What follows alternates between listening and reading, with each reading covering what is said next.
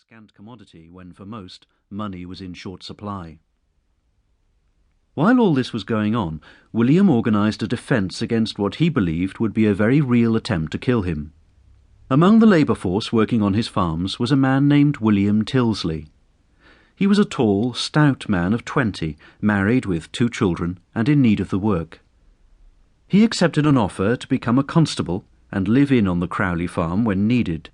The job he was being invited to take on was essentially that of bodyguard, but he felt he knew the family well and, despite the threat posed by James, believed it was mostly nothing but hot air. He was very wrong. On the 22nd of December 1842, Tyldesley had his first taste of family conflict. In a sudden burst of anger, James stormed into the farmhouse and, in a bitter verbal exchange with his father over money, reiterated his intention to kill him if things did not change.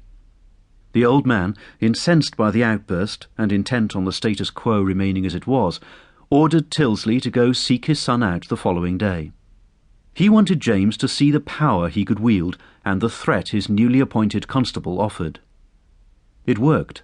Tyldesley told James in no uncertain terms that he was no longer welcome at the farm and that he was to look elsewhere for his extra money. Had William Crowley stuck to his word, then quite possibly the tension between father and son would have eased.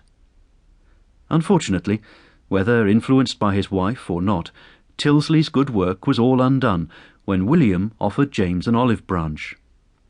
It was Christmas, and perhaps he felt he ought to offer up the hand of friendship.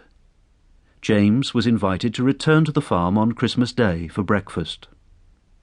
When he arrived at the farmhouse at a little after 8 on a cold Christmas morning, any good intentions he had set out with were left on the doorstep. Breakfast was a war of words. Tyldesley, who had been ordered to attend, was forced to intervene more than once, much to James's chagrin, and breakfast eventually ended in bitterness and acrimony. But this time, James was not to be deterred from exacting revenge for what he saw as a life of resentment.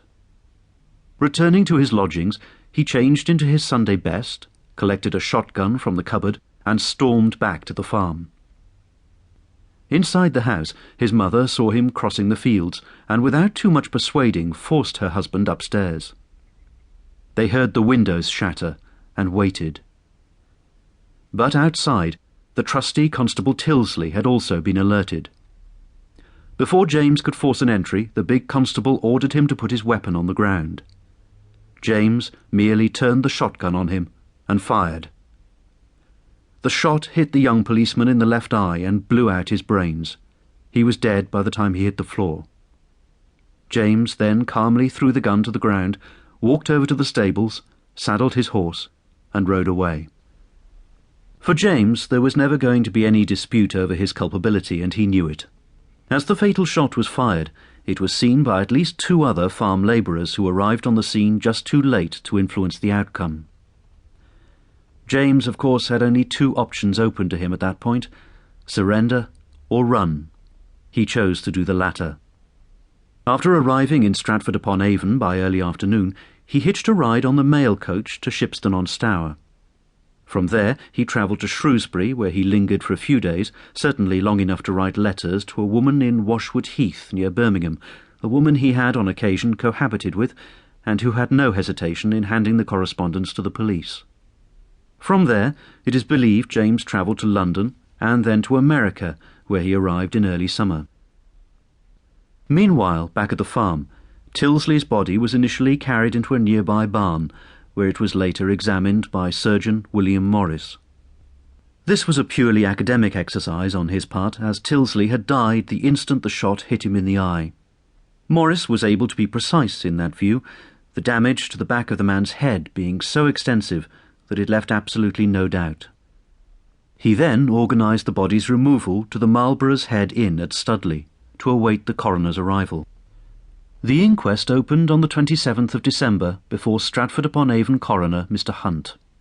With no doubt as to the identity of the killer, the court procedure was one of routine rather than inquiry. Various neighbours testified to being witness to the family feud over the months leading up to Christmas, and of the known antipathy between father and son. John Nichols, aged 14, and his labourer partner, neighbour Joseph Street, were the 2 witnesses to the murder, and, as expected,